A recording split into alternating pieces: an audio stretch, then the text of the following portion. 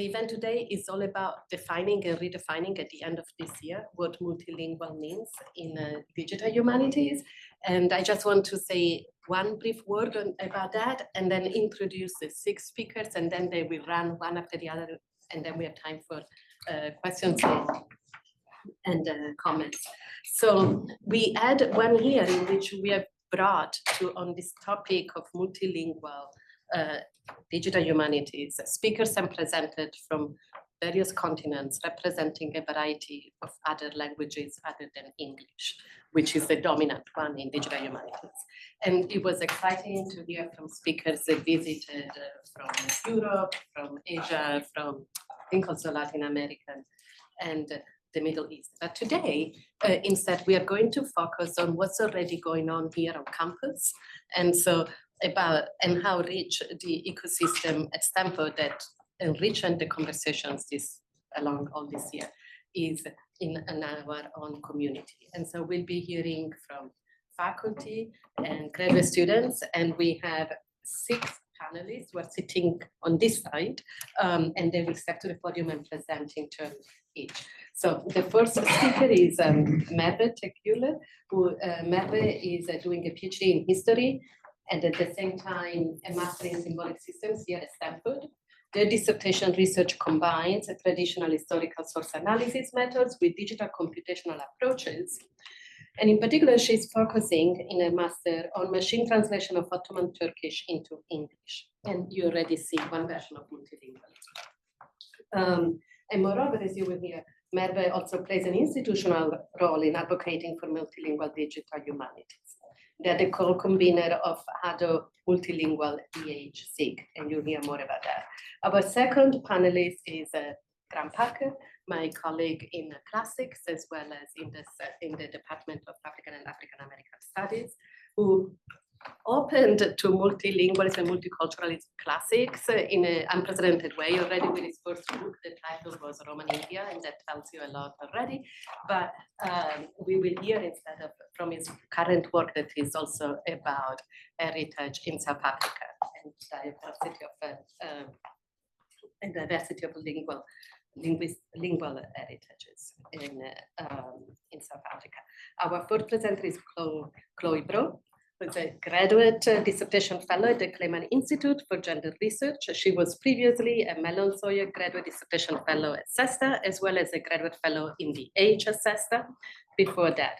And she's now completing a PhD in comparative literature this summer, but the talk today draws on her second project, which she developed during the Mellon Sawyer here at CESTA, titled Where in the World is Quebec? NER for Global French.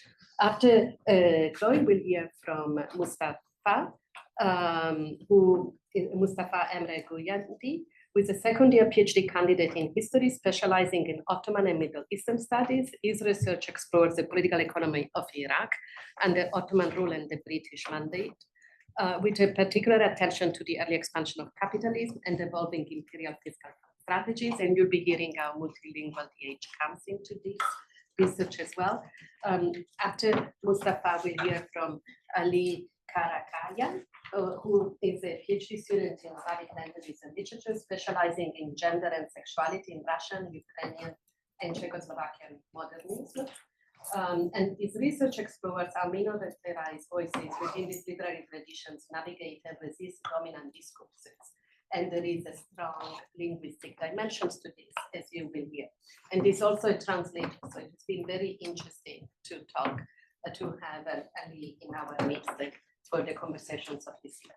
And lastly, but not least, we'll hear from Ruth Zhu, who is here and is also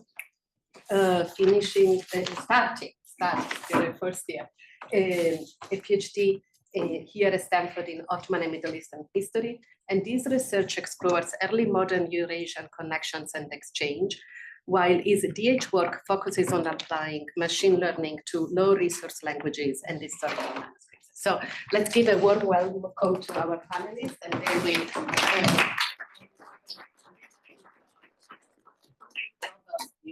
of multilingual DH. Hi, thank you, Giovanna, for these amazing introductions and the I'm honored to be a part of this guest panel.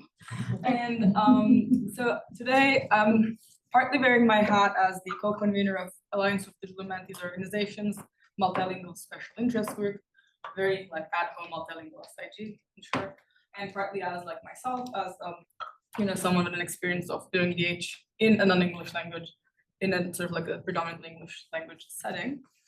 And I want to start with a definition of multilingualism coming from actually Lorella Viola and Paul Spence. Lorella was here in December, visiting from Amsterdam on the same grant that this panel was graciously sponsored by. And Viola and Spence published a volume on multilingual DH, and it is about understanding the term multilingualism as a linguistic and cultural discourse space, and also with an attention of language diversity in digital spaces, as well as fighting against the language indifferent tenor of some debates about geocultural diversity within knowledge practices. So again, against these assumptions, what my research also stands against that, like whatever you do with language, like NLP just means like natural language processing, just means language, but actually it mostly just means English. And so with this sort of a definition of multilingualism in mind, I want to bring it into your attention what kind of a digital problem multilingualism is. So this is from 2022 from the Internet Health Report, showing the data sets from different countries used in AI training. So it's slightly dated at this point, but you can see that the countries in darker bluish purple are the ones from which we have a lot of data sets that go into AI training, and then other countries that are in gray have little to no data going into this AI training. And like with this in mind, what you're actually experiencing on the internet and on these NLP systems that you're like dealing with, from ChatGPT to Gemini to like Claude, like whatever you have, it is actually biased toward what's happening in these blue places. And one sort of challenge to this English-centric view of seeing, and this color isn't that good in the large scale, but bear with me. So one challenge in this way of centering English has come out of NLP itself, and it is called the Bender rule after Emily Bender, professor of linguistics at University of Washington, that says that state the name of the language that you're studying in your papers. Even if it's English, say that this works for English, don't create false assumptions that this is going to work for this other language that looks nothing like English. And so I see that like a parallel from Lorella Viola and Paul Spence's position to a false veneer of language independence in Emily Bender's criticism. And this is also a criticism that's still alive. Like this month, this is from the Stanford report, a member of the Stanford community at Stanford Human-Centered Artificial Intelligence had written a short paper about how non-English languages are being left behind by AI models. But so what about digital humanities? So we have, okay, this was the digital in English. What about the digital humanities in English? Surely this is not as bad. It is. So this is from 2012. And Domenico Chiaramonte, which is one of the most crucial pieces, one of the initial and most crucial pieces in criticizing language, English centrism and Anglo-American centrism in digital humanities. And it talks about the cultural, political, linguistic bias of digital standards, protocols, and interfaces. So in a way, what we do is structurally pushing us towards working with English and through like English in many ways, and also a sort of a dominant monoculture that is determined by what is interested in the Anglo-American setting. This critique, it's been a while, just a bit more of a recent critique from 2021. Cecil Rayner, who is a faculty member at McGill University in Latin American Studies, and she wrote this piece to the Journal of Cultural Analytics, and she says most crucially here towards like the bottom of the text that it is evident that the smattering of non-English language analysis in the Journal of Cultural Analytics is constrained by the issues of power, access, hierarchical knowledge production, orbiting around the epicentral global north. So again, so we're in like 2021, it's still the same problem.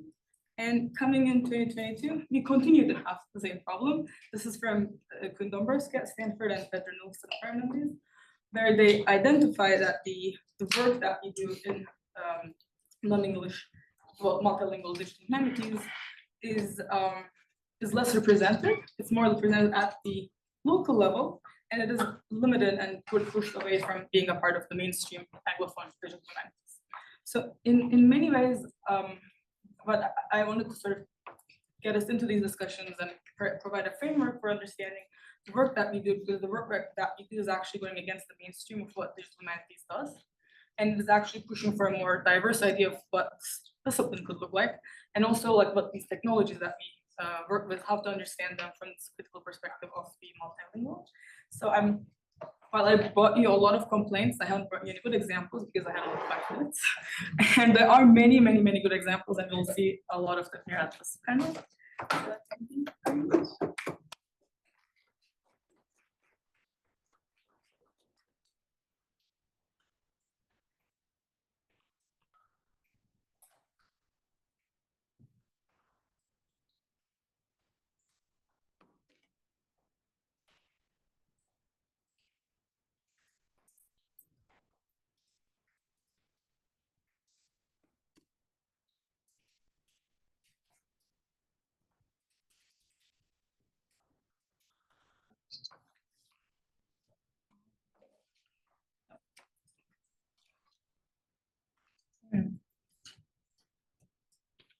Who's going to share?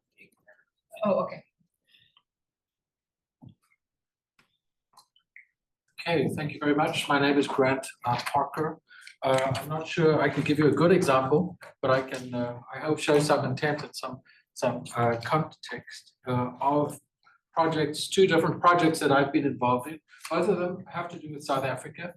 You may have noticed, I dare say you might not have noticed that in Neva's map, the continent of Africa was turned into a Salvador Dali-like clock, and highly emaciated.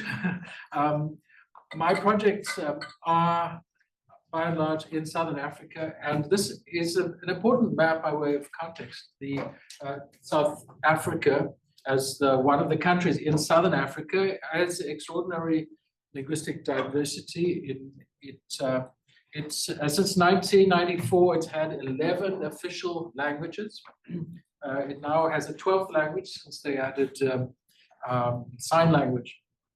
So this is a snapshot 15 years ago of the diversity of Southern African languages. I am involved in projects that tend to be on the western part of Southern Africa. That is because the histories that I'm most involved in curating in a series of digital heritage projects tend to be of the descendants of Khoi and San people in the western part predominantly, and also of enslaved people. That also tends to be an issue of the western South Africa, where linguistic diversity is least.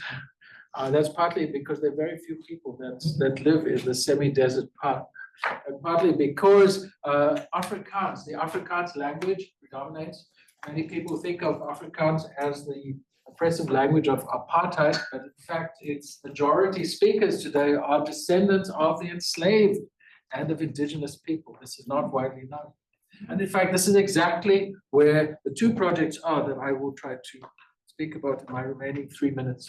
One of them has to do with oral history, and that is to say that I have assisted a scholar, Jose Manuel de Prada Samper, who's based in Spain, but has been doing very fascinating oral history work in the descendant communities of the Khoi people, in particular, Khoi and the San people.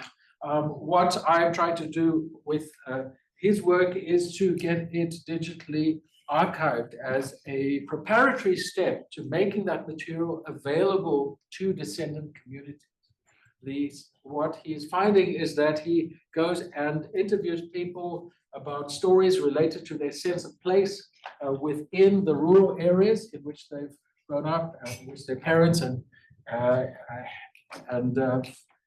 predecessors have as well.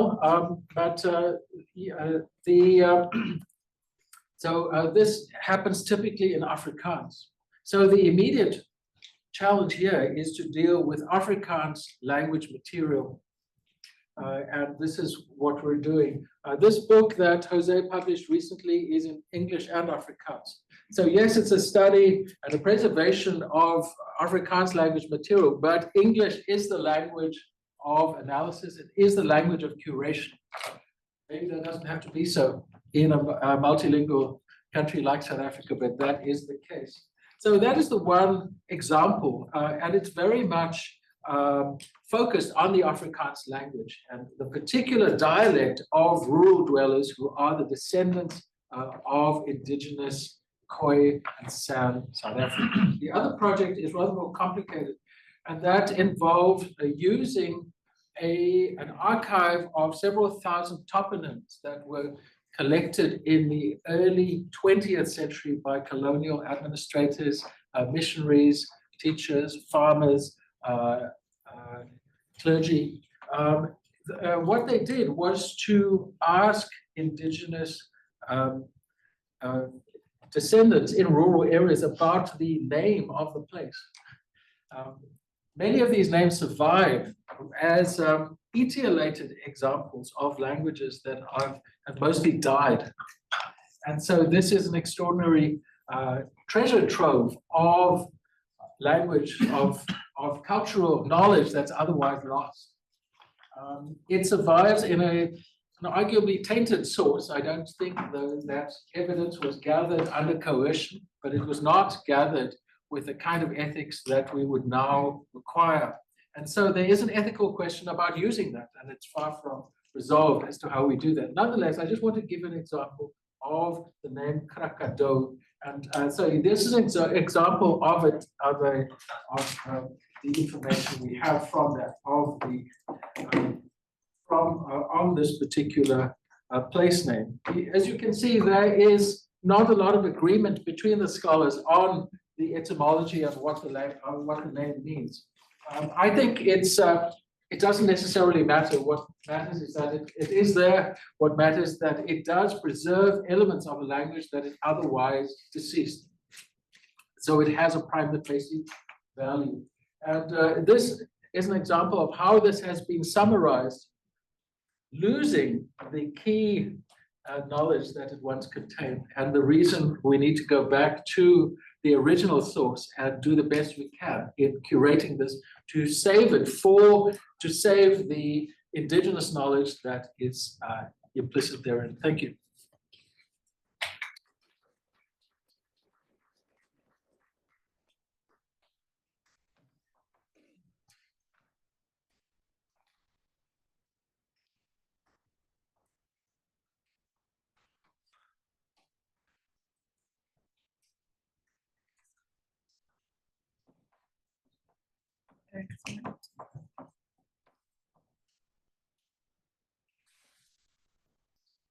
Oh, he's coming.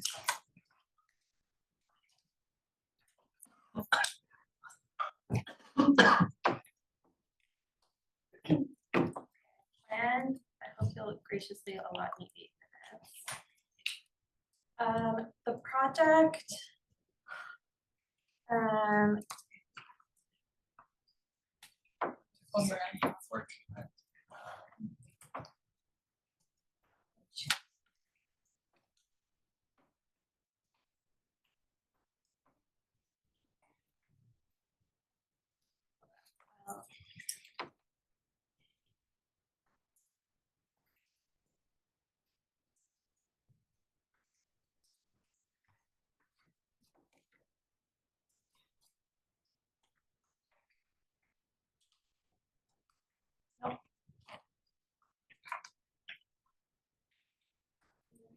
Hearing.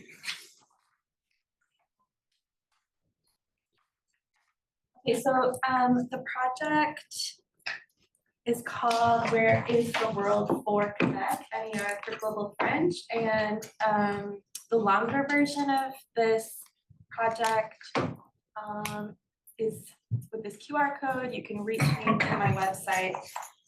But let me just jump into it. The project was initially conceived to compile, count, and characterize and visualize claims to globality across little magazines published in Montreal between 1960 and 1970. So here it starts. So where is the world for Quebec? From the 1960s to the 1990s, writer like Jean-Daniel Lafont imagined Quebec as being Caribbean. He and others imagined Montreal as being an island in the Caribbean Sea and the counterpart to Martinique. So to quote him, south of Anticosti begins the Caribbean Sea.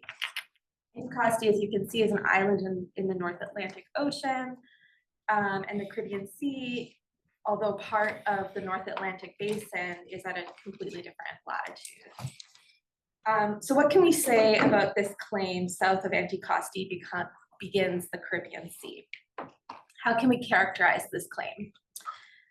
First of all, it's a claim for a relationship between two places. It's also strictly untrue as a geographic claim, but my guiding question for this was, how is this claim still productive if untrue? So for the project, we used named entity recognition to characterize the relationship established between these types of claims by scaling to similar relationships between two given places. In many cases, one of those two places is Quebec, or a place considered a part of Quebec, or something that is contained, that Quebec is contained by Quebec, so something like North America.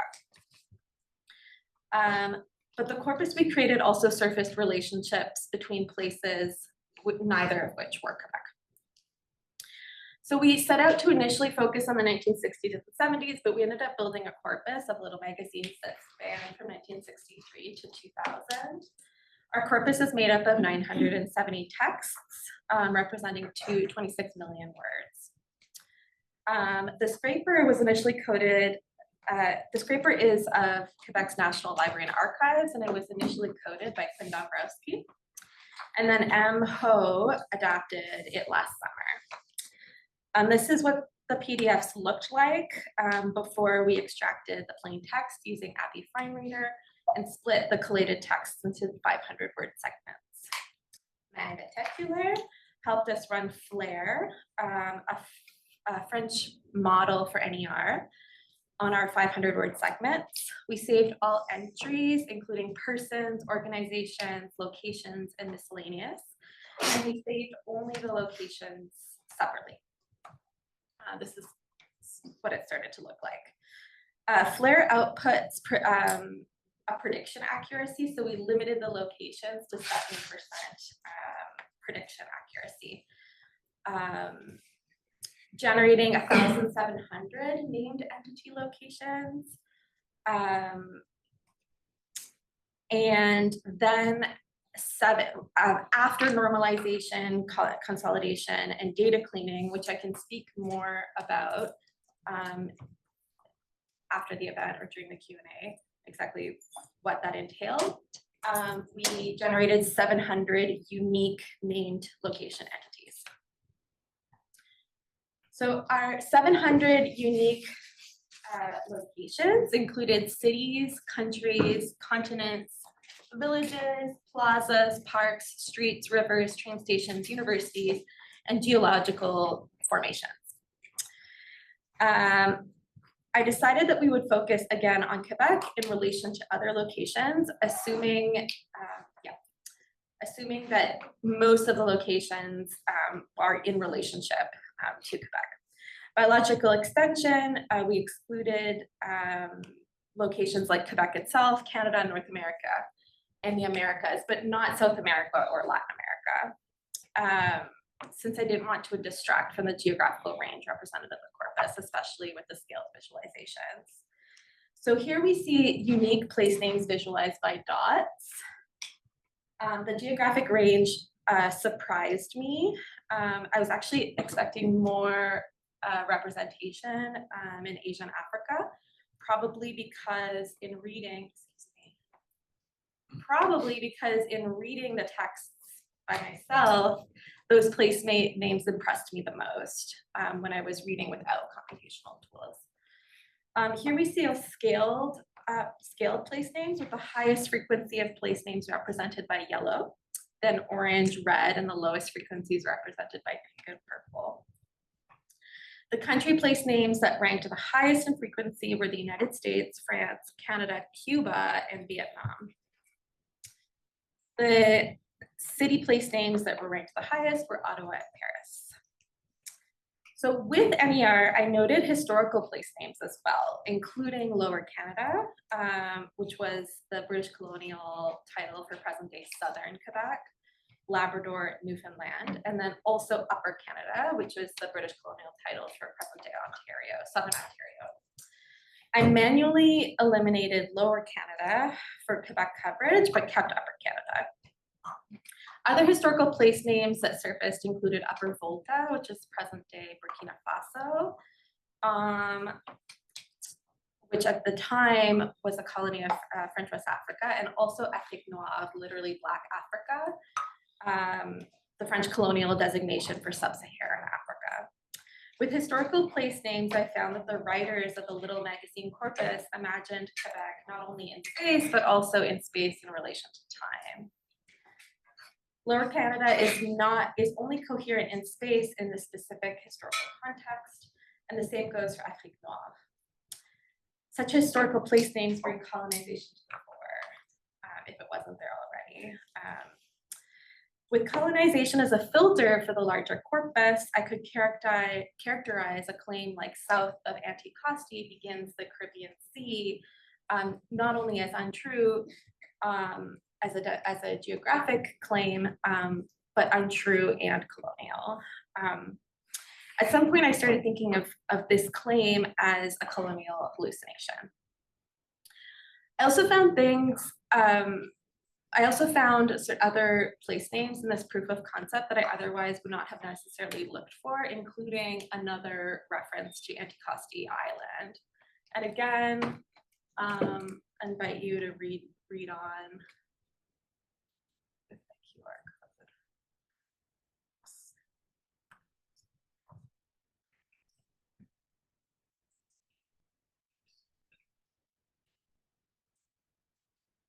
I'd like to leave you with ideas for future research inspired by my conversations with Maeve, and an argument as obvious as it may sound that though we are often in the position of painstakingly creating new corpora in multilingual DH, corpora creation actually makes new research agendas possible that have stakes that arguably extend beyond the world of multilingual DH.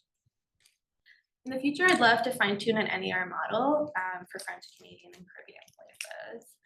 NER is a classification task for each token, which computationally identifies a place as a place. As we saw in Lower Canada, etc., the model captures place names across time. In the analysis for this project, we found that the highest performing models, in this case were Camembert and Stanza, paired with with the pipeline that Maeva created after the fact for Wikidata IDs,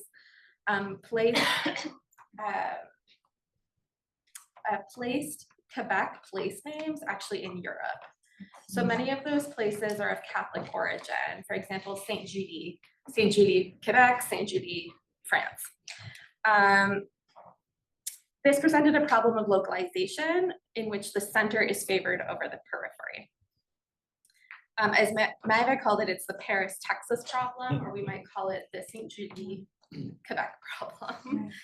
Of course, the model will choose Paris, France over Paris, Texas, and so on and so forth. So the challenge is to computationally decenter the metropole going forward, keeping in mind that LLMs that do classification tasks do not preserve textual context. To solve this problem, I will need to increase the complexity of the extraction to reflect textual context. Of course, that's my interest as a literary scholar. Annotation will allow for context specificity, and we saw that with the domestic space project at LitLab. But I want to train NER to be sensitive, starting with Quebec place names. Because I'm imagining that if we start to solve this problem of localization for Quebec, we could scale the solution for larger text extractions for place names in texts produced across the globe, anywhere where folks speak French, And of course, my personal interest would be to start with Caribbean place names, which would allow me at scale to perhaps make a claim for, quote, decolonizing any articles. So I'd like to thank Maeva, Quinn, M for making this project possible. My collaboration with M was made possible by a GROW grant, graduate research opportunity through HNS. I'd also like to thank Eran Yurek for designing the poster for this project that M subsequently presented at the Global DH Symposium at Michigan State University this past April. So thank you.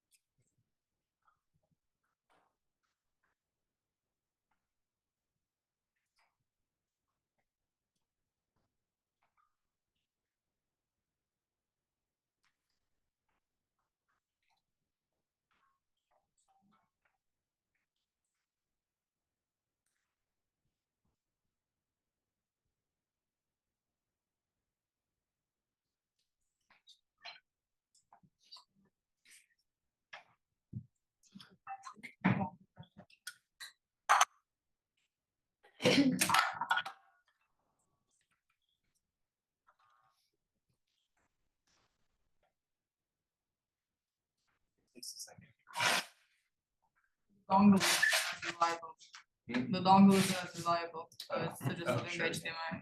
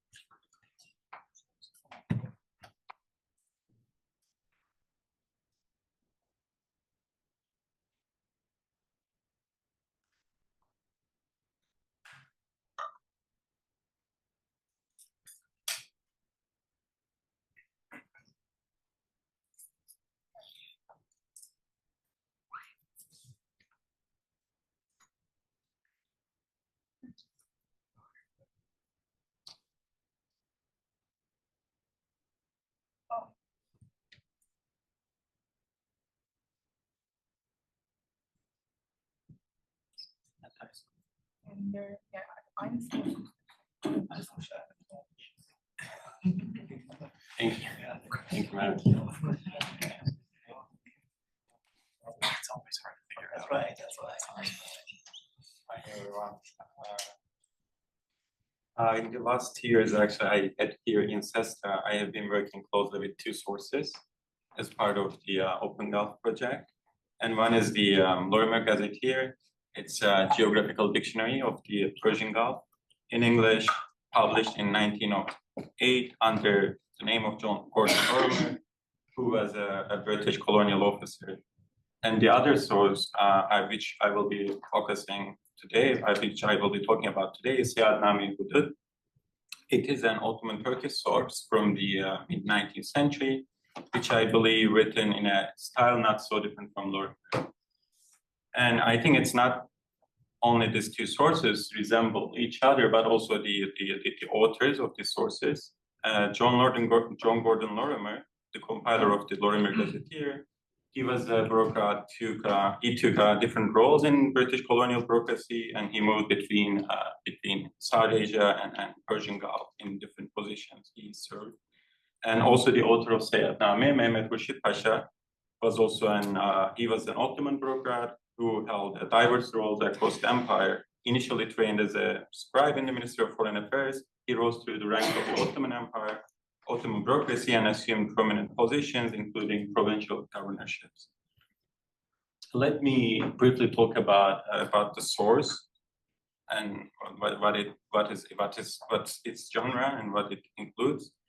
It's originated as a report during Mehmet Pasha's tenure as a scribe in the Ottoman Survey Commission, which was tasked with addressing border disputes between the Ottoman and Qajar empires. Between 1848 and 1852, he traveled extensively along the Ottoman-Qajar borderlands and documented his observations and interactions. Later in 1860, he compiled and published his field notes and observations under the title of Seyahatname Hudud. And this book is organized into 6 chapters, each dedicated to an Ottoman province bordering the Qajar Empire, including chapters on Basra and Baghdad, which my research focuses on. And in each of these chapters, Mehmet Rushid offers detailed descriptions of the geographic, demographic, cultural, and socioeconomic conditions of these provinces, either in textual or tabular format. And let me talk about what I did with this text, and then we can continue. First, I wanted to annotate all place names mentioned in the text and map them, and you can see like all these unique place names mentioned in Seyahatname. And for my research, as I said, I focused on 2 chapters, Baghdad and Basra, and I annotated all place names, in total 2,895. Among them, I was able to locate 2,368, and I couldn't locate 527, which means the success rate of correctly locating place names is 78, which is interesting because I did the same workflow for Lorimer, the Lorimer Gazetteer, and there I had like 9,000 rows, so 9,000 place names, and the success rate there was 90%. And then the question is why? Like, why there's a difference? And I think I don't have a clear answer to this question, but I can give you some insights. I think there are some things. Maybe this can be some clues about this difference. First, Seyahatname, I think compared to Lorimer, it's more granular. So you have more like village level place names information. And my second observation was the Kurdistan region. You see, Seyahatname is gives you lots of information about Kurdistan region, but Lorimer actually you get really less information. And these place names in Kurdistan region, actually, I would say 60% of them, or 50-50, I wasn't able to locate. And the other issue is Turkish place names. Without there were too many Turkish place names, and I wasn't able to locate many of them in Seyahatname. And I also struggled to identify a substantial number of waterways, channels, and ditches, many of which likely dried up or disappeared over time. And another question, why Seyahatname? Because what is the advantage of working with Seyahatname? Or why did I start with Seyahatname while there can be found similar sources from the same period about Iraq, either in Ottoman Turkish or Arabic? I think this is something unique about Seyahatname, because it's a travel account. And if you read other travel accounts from the 19th century in the Ottoman Turkish, you don't see this tabular format a lot, which helped me in digitizing and converting this actually tables to digital format, to Excel format. And I was also comparing it to Lorimer, and as you can see, they look quite similar the way they present information. And there are other examples as well.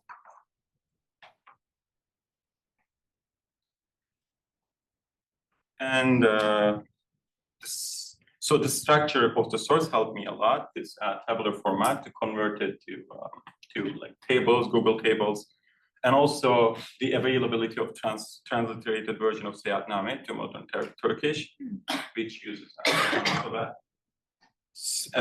For instance, I was able to, because of the availability of this version, transliterated version in Turkish, and with the encouragement of Merve, actually, I was able to use ChatGPT to just directly convert these tables to Excel format.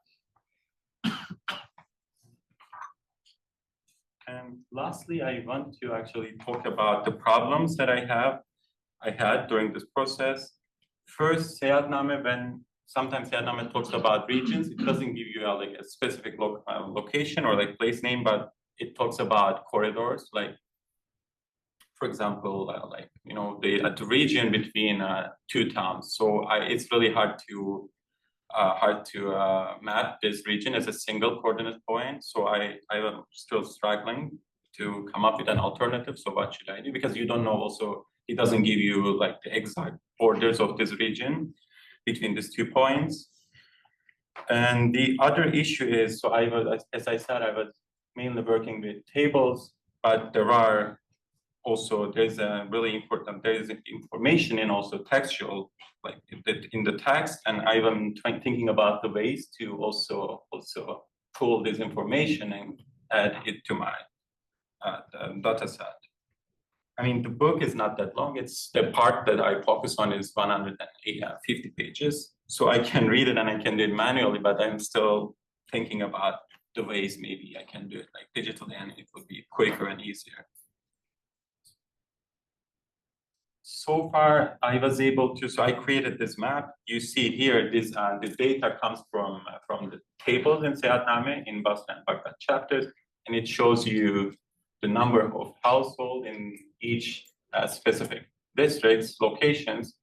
But I want to add also, because Seyahatname gives us also like information regarding to tribal groups, their location, the number of their households, and also occupational information. I think availability of occupational information is really important. And I am thinking about the ways to incorporate this information also to my data set, and also the ways in which I can present it either on a map visually or maybe like alternative ways. I will stop here, but I'm happy to hear your questions or feedback in the Q&A. Thank you.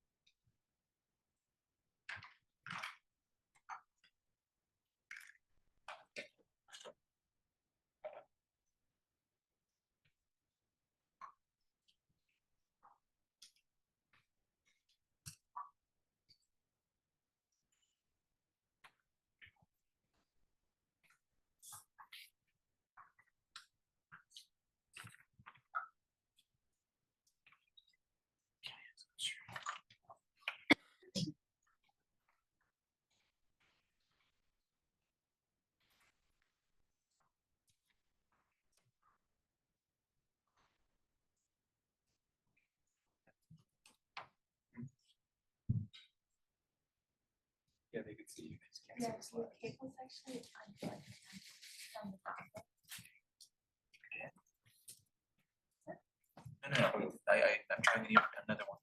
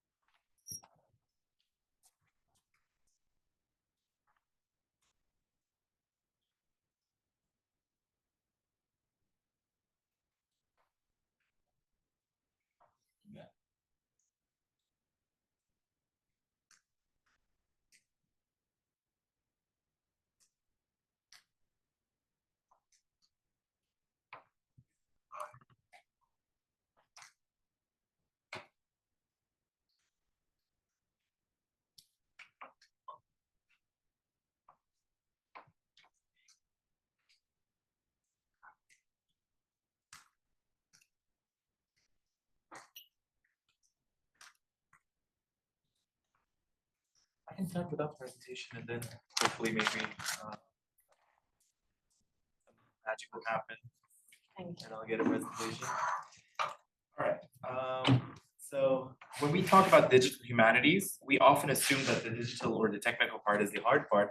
But for many of us working outside of the Anglophone context, the real challenge is the monolingual assumptions baked into the tools that we're supposed to use. My project is about the works of Jeva Bis, or Eva Bisova, a woman author from Slovakia, that presents a complex situation regarding multilingualism. Her heteroglottic works, thematically grounded in what might be broadly termed Central European, often unfolded in the specific setting of Czechoslovakia and were replete with allusions to multiple literary canons. And at first glance, Bis might appear to be yet another Czechoslovak writer of her generation. However, the idiosyncrasy of her literary identity lies in the fact that 80% of her works were written in Ukrainian, a language often perceived as incongruous with the Czechoslovak context. In my project, I study texts by her that move across as many as 7 languages, sometimes within a single page. These texts are not outliers. They are historically embedded, regionally important, and intellectually complex. But when I try to analyze them computationally, I'm told often by the tool itself that these languages or the combinations of these languages are too noisy, too rare, or simply incompatible, therefore unsupported. The codes used to detect standard codified languages are not enough to decipher some hybrid strategies used by the authors. And today I hope to give you a glimpse of the challenges and opportunities in non-English digital humanities for me. It's going to be hard without presentation, but I'll try my best. I think I started working on digital humanities projects at a relatively fortunate moment when most of the contemporary national languages had become available in some form within NLP pipelines. Even though the national languages I work with, namely Russian, Ukrainian, Czech, and Slovak, aren't among the most widely resourced, it's at least feasible to. Sure. I mean, it's great to follow also.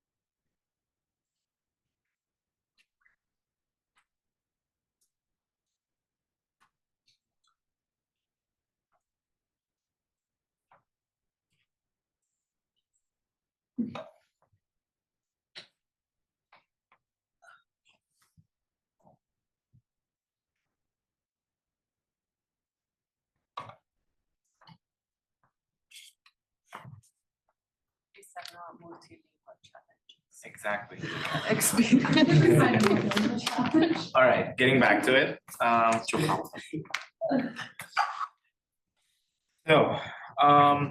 Again, even though the national languages I work with, namely Russian, Ukrainian, Czech, and Slovak, aren't the most widely resourced, it is at least feasible to OCR texts in them. This is Jeva Bis, running a bit late, but OCRing text is in fact the easiest part.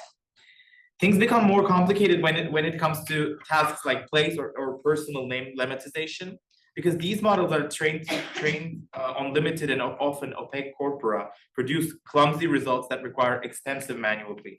They're not fully reliable and certainly not robust enough to handle multilingual, morphologically complex or context-specific data that many of us work with. In a recent attempt at proper name and place name lemmatization using the spacey Ukrainian language model, I extracted over 4,800 potential names from roughly 1,000 pages of text. This task is particularly difficult for machines because the languages I work with are declined. Name places, for example, typically appear in locative or prepositional case, preceded by a preposition. While this might seem predictable, there are numerous exceptions and regional variations that breaks these patterns, making automated extractions far less reliable and certainly far less enjoyable. As a result, after having gone through them, I had less than 350 left. But then when we step beyond standardized national languages or into the realms of dialectical variation, pigeonization, and linguistic synthesis, computational tools largely fail us completely. These models are not designed to handle fluid, hybrid, or socially situated use of language. And let me show you what I exactly mean with a few examples. Yeva Biss, my author, systematically constructs a radically non-homogeneous environment in her text, foreglossing heteroglossia not merely as a narrative on ornamentation, but as a fundamental epistemological condition of Eastern Slovakia. Here you can see an example from the text that I selected for today, in which Biss, in all of her texts, Biss consistently preserves signage and ephemera in their original language. Even though like the text is Ukrainian or Russian, we will face signage or ephemera in Czech or Slovak because the narrative is unfolded in Czechoslovakia. In one of her novellas, she includes a letter written by the Hungarian wife of a Russian emigre. And on the surface, the text appears to be nothing more than a transliteration of Russian, presumably the language of communication between the emigre and his wife, rendered in Latin script, using Hungarian orthographic conventions. With this choice, Biss subtly foregrounds the wife's Hungarian identity that she had previously mentioned briefly. Therefore, using this as a textual strategy for better plot development. This letter also includes numerous orthographic distortions and instances of linguistic hybridization that I'll spare you from, but even OCRing these is practically impossible. And there are like many of these. This is not like a unique situation for Biss. Another example is Biss's use of German language material. In a novella, each utterance of a German character is rendered different. Biss employs three distinct strategies for German. First, and the most straightforward, is to leave standard German in, once again, a Ukrainian narrative, using Latin alphabet. This form is easily detectable and manageable because we can just add the German language when we're using Abby Fine Reader. But if we specify German, no problems arise. However, she occasionally also transliterates German into Ukrainian Cyrillic, which poses a serious problem. And our current tools are unable to parse or recognize these forms, making them virtually indecipherable for computational methods. I think I saved the most striking example for the last. Biss frequently calques from Czech and Slovak into Ukrainian. In other words, she translates phrases and syntactic structures directly from Czech and Slovak, structures that do not naturally occur in Ukrainian, into her Ukrainian text. One example of this can be seen on the slide, and this practice produces a kind of linguistic interference that is also impossible for computational tools to process, as it operates below the level of orthography or even lexis, subtly reshaping Ukrainian from within. And yeah, the biggest challenge emerges with newly codified, under-resourced, or non-national languages like Carpatho-Russian. Biss wrote, these languages often lack standardized orthographies, robust digital resources, or formal institutional recognition, making computational processing extremely difficult, if not impossible. In the case of my author, Yeva Biss, one of her novellas is written entirely in Carpatho-Russian, a language situated in the intersection of multiple linguistic traditions, but completely absent from NLP pipelines, with around 700,000 speakers in the world. To even begin processing the text, I had to insert a disclaimer identifying the language, as the tools I used would otherwise default to Russian and Ukrainian, resulting in a significant distortion. Ultimately, I had to ask my intern to manually transliterate the entire text. Luckily, it wasn't that long, but this kind of linguistic invisibility is not merely a technical limitation. It reflects a deeper assumptions about which languages are deemed worth modeling, digitizing, and preserving. Thank you.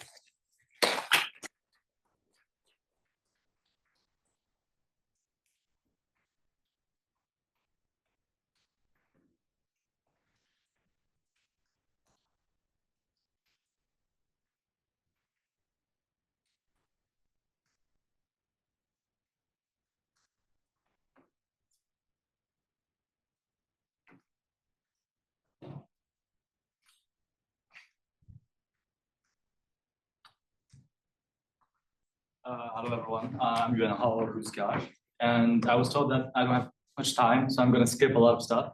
Just talk to me later. So I'm going to present two projects that I'm working on, and they are, both of them lie at the intersection of machine learning and textual digital humanities. The first one is this weird name, Uzbek, Uzbek, Kyrgyz, Bet. And so the goal of this is in collaboration with a friend in the CS department, Nikhil. And the second project is a project that I started this quarter for my computer vision class, but also because I'm interested in whatever Mirve has been working on. Basically fine-tuning handwritten text recognition for historical Ottoman Turkish manuscripts. So the first one is the goal that we had in mind is to create a universal Turkic language part speech tagger. What is that?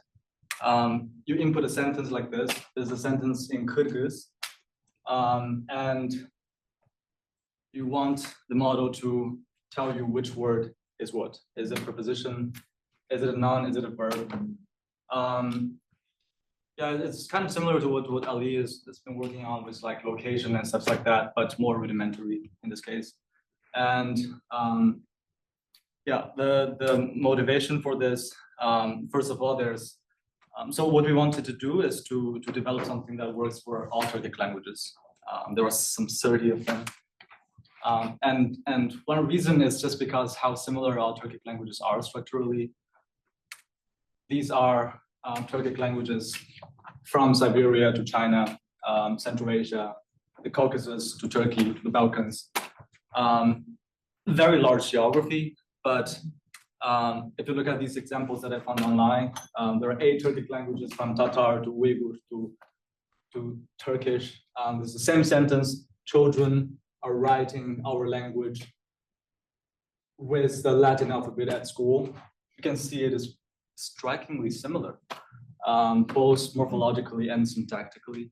So, you know, as a human being, I am capable of telling which is which with the knowledge of Turkish. And yeah, with a good knowledge of Turkish, I think our goal is to train a model with machine learning for it to do the same thing. Another motivation for us is the fact that many Turkic languages are low resource. Some of them are even endangered. So we wanted this model to support these low resource languages, and they are low resource, especially in the digital sense. And significance for digital humanities, this can potentially be useful in stylometry, in authorship attribution, sentiment analysis, etc. Methods, I'm just gonna talk very briefly about this. We use transfer learning. So we already have these models that work pretty well with more languages with more resources, such as Turkish and Uzbek, based on these state-of-the-art architectures. And so what we did for this first step of the project is that we got a pretty good model that works on Uzbek, and we processed a very large corpus of Kyrgyz news data. We fed it into the model. We fine-tuned the model to work on Kyrgyz as well. And to do this, we also did retokenization for the model to recognize just all the, like, as many possible Kyrgyz words as possible. And this is just the result. It's got a confusion matrix I'm not going to get into the detail of this, but basically what we want to do is to make this matrix as diagonal as possible. So all the areas on the diagonal should be darker, and areas that are not on the diagonal should be as wide as possible.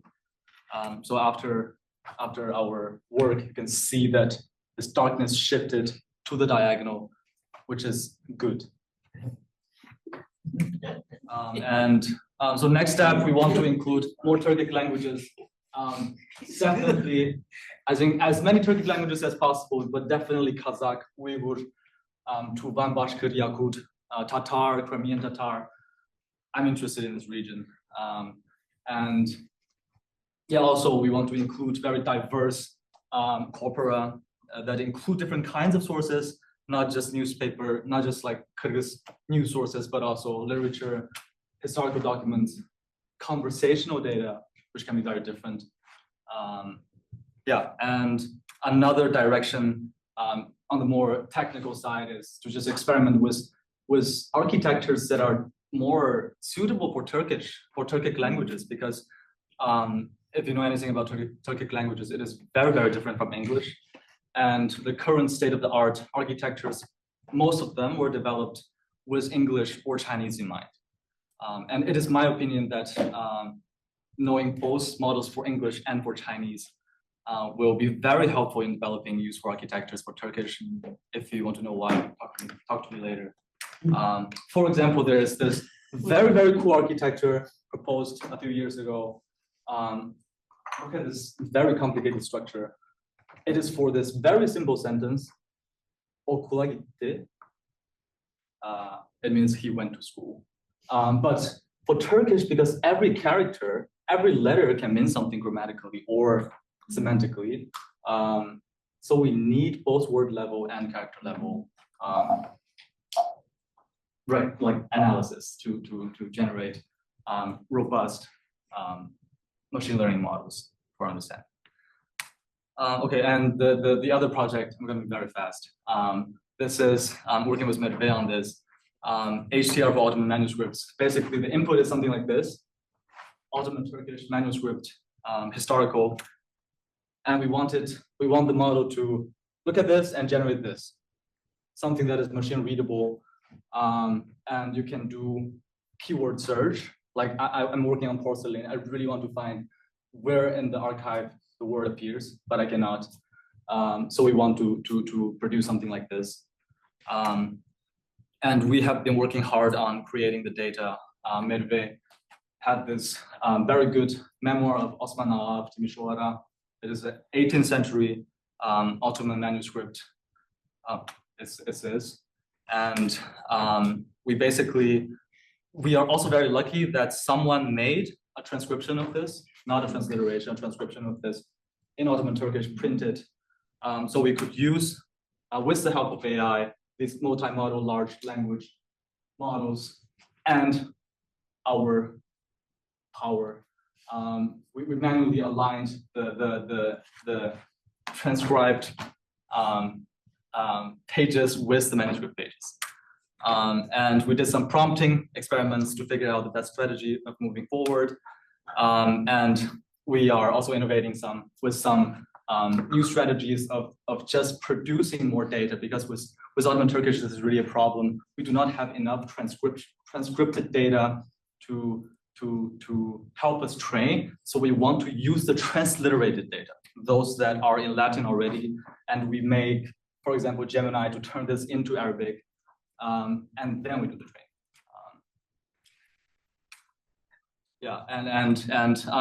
And this is part of, I think, a larger effort. Peter is here. I think Peter and Merve and Umar have been working on this for a while.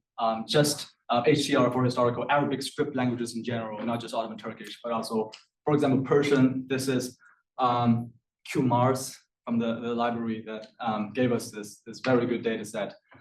And also Arabic, this is what I've been working on at CESTA with Nara.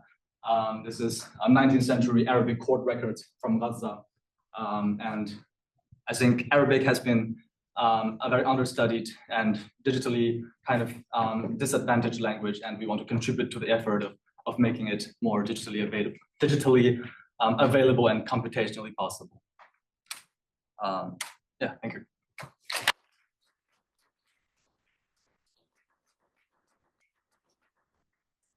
Thank you, all of you. Those were incredible presentations. I'm going to take over the moderation because Giovanna has to go to teach, but thank you so much, Giovanna, for organizing this also.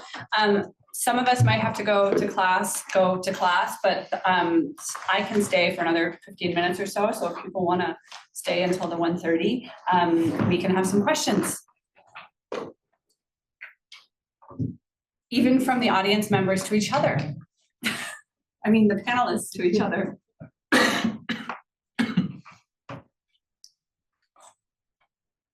I have a thought that I can start with just to get us started. Maybe we can have a little bit of a conversation at least.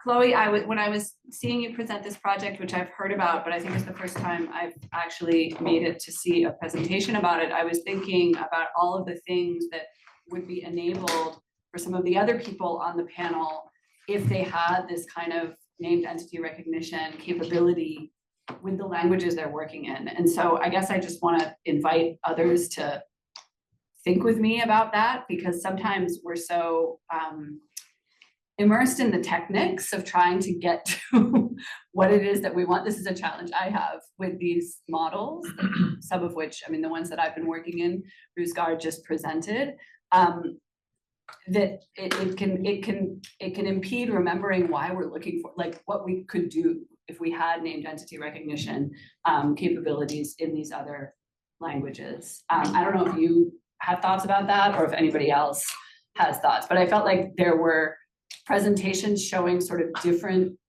stages of a process that is in some ways shared. And I was even thinking, Grant, of the way that your work on orally expressed language could come into that. I mean, out the door, French is the most resourced of all the languages here. And so the idea also is to, yeah, I think I'm closer within reach to from everybody else. For me, the context window and being sensitive to that will make it all the difference.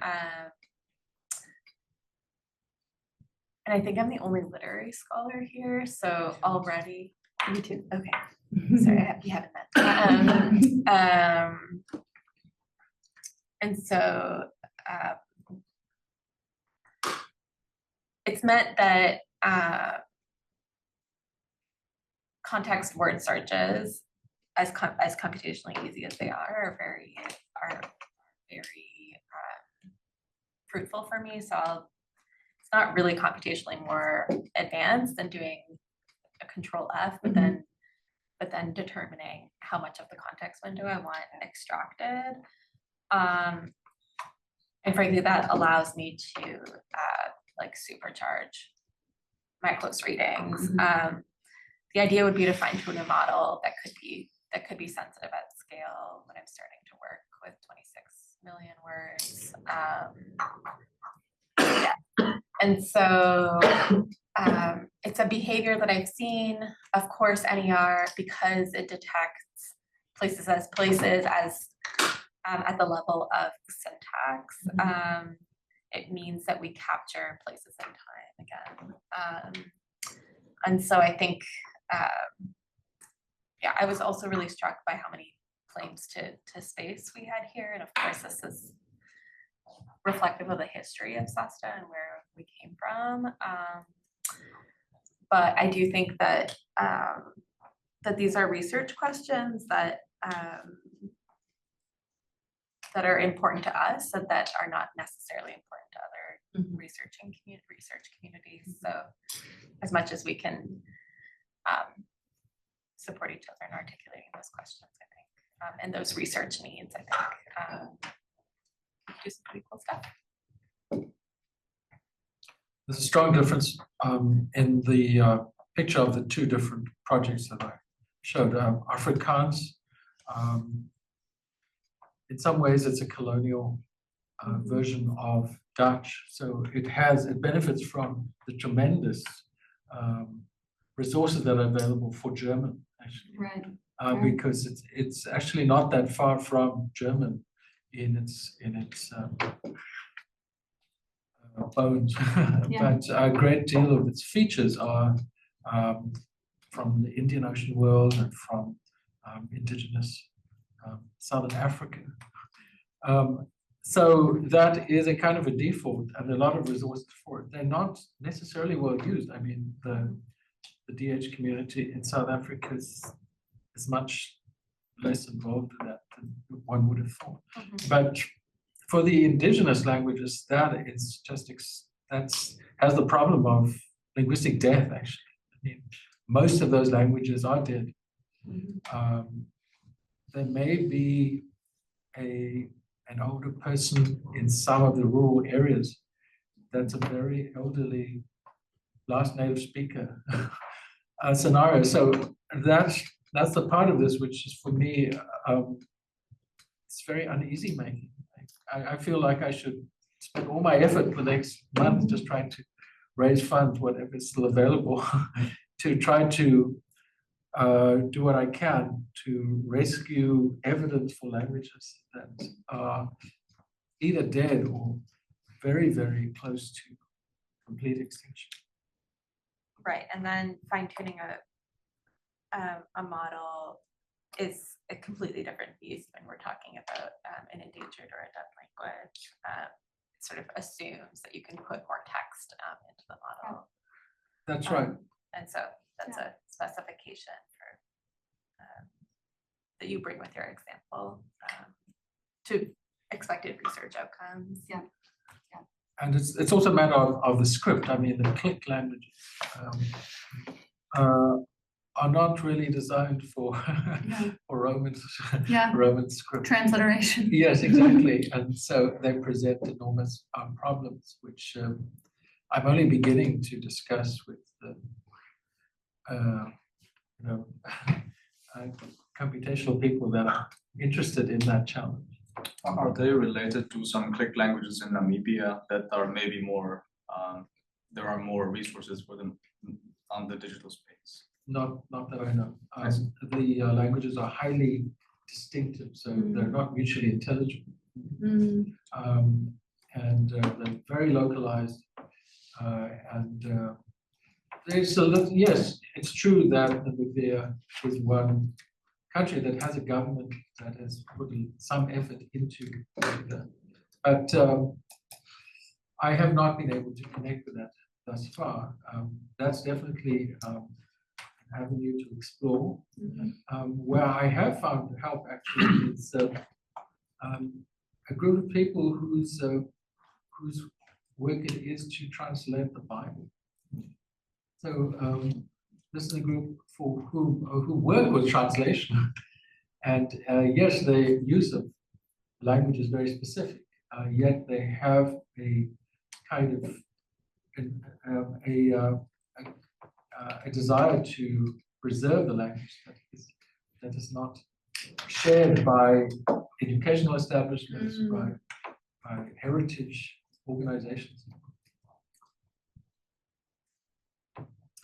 Yeah, in terms of mutually intelligible languages, like if you were to ask Comrade Stalin about it, he would say that Carpatho-Russian and Ukrainian are the same language, but then this language gets codified in 1995, and now we have this huge corpora of text written in Carpatho-Russian, and none of the Ukrainian tools that we have right now that are already underdeveloped, under-resourced on their own are good enough to work with Carpatho-Russian text. So we need like new NLP models, unfortunately, even though like the language is again 700,000 speakers isn't that much, and their literary production is also very hybrid, and that also brings another level of challenge. But at the end, we need a new NLP pipeline for basically every language there is. And Yeah, this is the.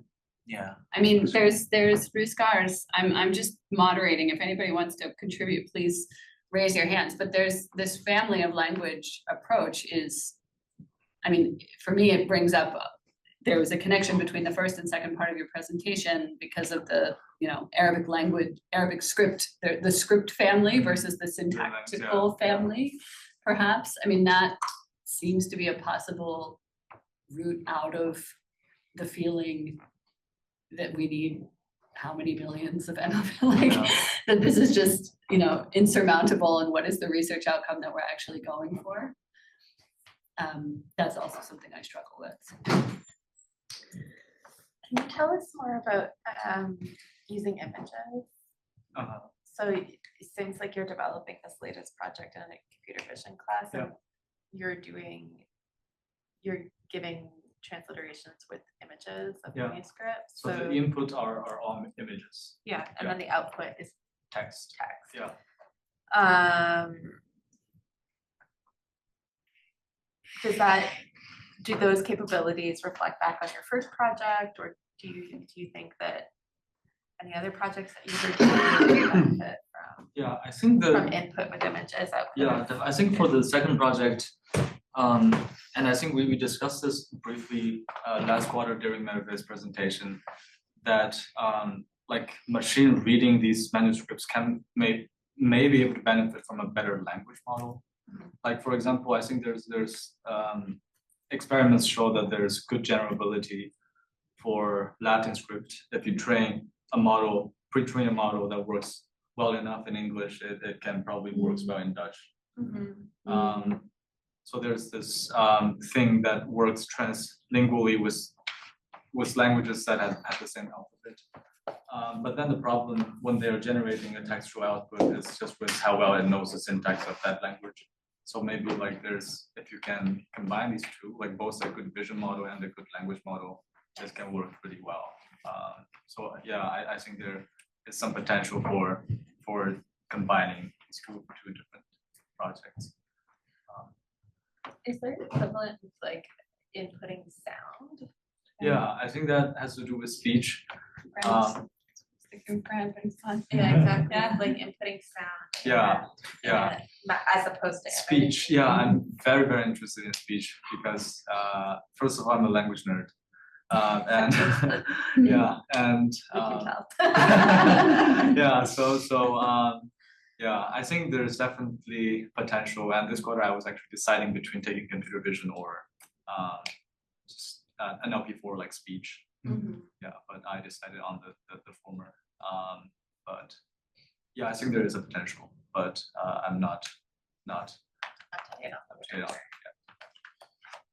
I think it can also be useful because there's also the problem with dialects, right? Different ways of speech. Like we're talking about Uzbek. Uzbek is really a made-up language, like the standardized version. It's a combination of the dialect in the Fergana Valley, in around Tashkent, in the region closer to Turkmenistan, right? So how do we capture this variation in the spoken language and also do justice to these communities? That's something that we should consider. Which is kind of a version of what they was talking about. Yeah, I mean, exactly. Same could be said of modern standard Arabic. Yeah. Any other thoughts, questions? Thank you to all of you so much for closing out the multilingual